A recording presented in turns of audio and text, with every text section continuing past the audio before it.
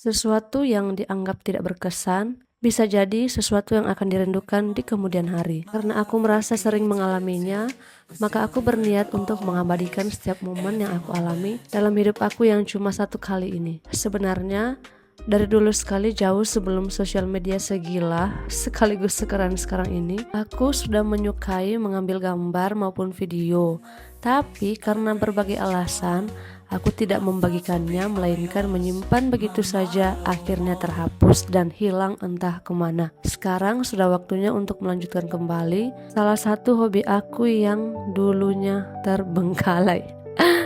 Oke, jadi momen kali ini adalah serba-serbi kegiatan aku minggu kemarin bersama dengan umat di gereja tempat aku bertugas sekarang ini. Karena minggu ini ada jadwal misa bersama Romo dari paroki, jadi kita akan menampilkan paduan suara dari umat yang sudah dilatih beberapa hari yang lalu. FYI, di tempat tugas aku ini hanyalah gereja stasi, yang mana perayaan Ekaristi ada ketika ada kunjungan dari Romo paroki.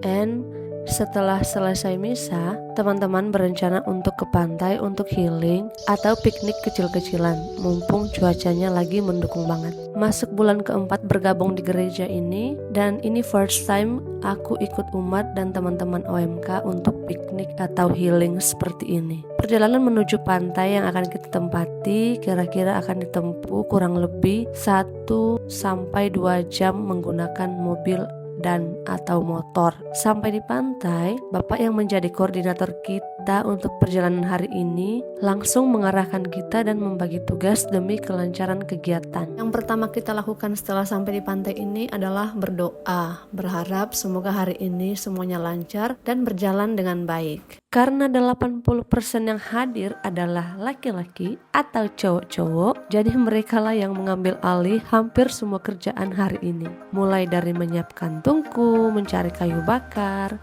membersihkan ikan, dan lain-lain.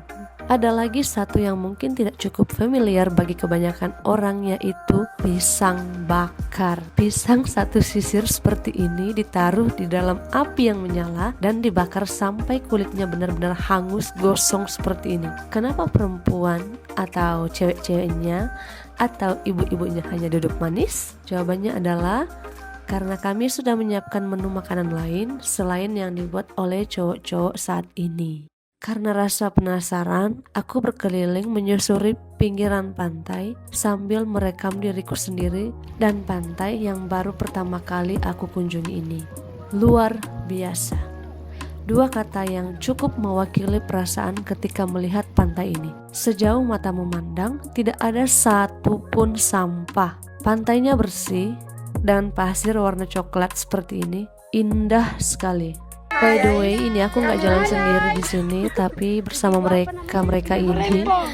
Tidak banyak yang tahu bahwa seseorang yang suka mengabadikan momen seperti saya ini sebenarnya ada mau dan ada keinginan untuk diabadikan juga, direkam secara diam-diam, dipotret secara natural, dan sebagainya. Tapi gak apa-apa, karena sekarang ada teknologi yang namanya tripod, jadi gak apa-apa banget. Aku bisa rekam diri aku sendiri tanpa merepotkan orang lain. Tapi gimana pun aku tetap berharap semoga suatu saat nanti aku bertemu dengan orang dengan niat yang tulus dan memiliki kegemaran yang sama dengan aku. Tolong diaminkan. Digaris bawahi.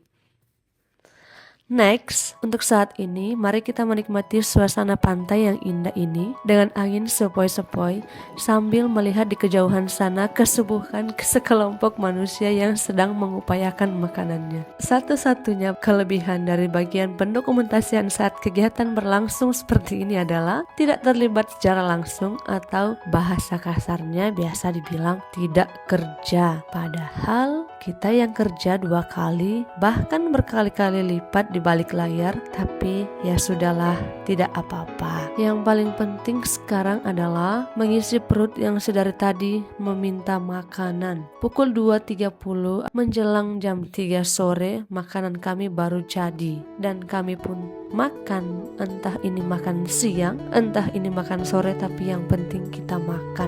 Selang waktu berjalan, setelah makan ada yang mulai berenang, mulai mengantuk, mulai dengan kesibukan masing-masing.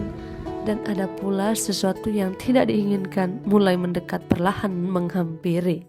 Hujan, hujan, hujan.